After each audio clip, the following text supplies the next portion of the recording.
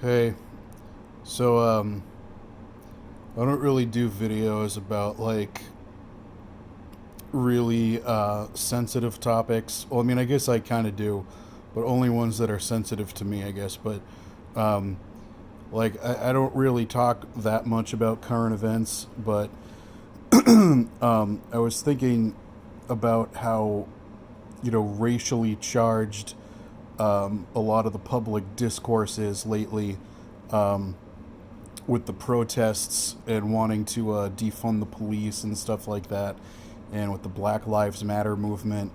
Um, and I was thinking about how it's politicized, and how it's really the progressives who are really speaking out against police brutality and protesting and wanting to defund the police, and supporting the Black Lives Matter movement, and conservatives, I guess, are less likely to do those things. They're not necessarily racist per se, but they don't show the same. They don't really support the cause the way progressives do.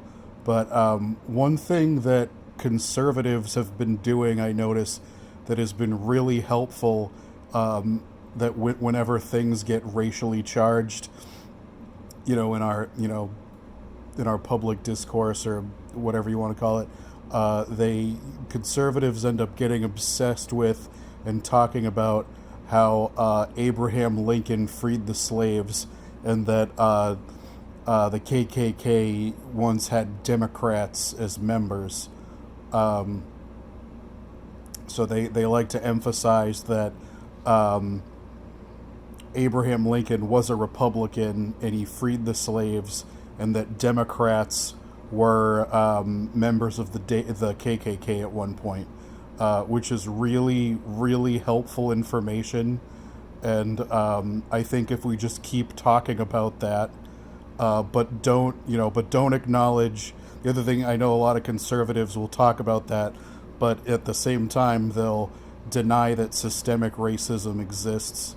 So I think that's really helpful, and really adding some really helpful stuff to the dialogue.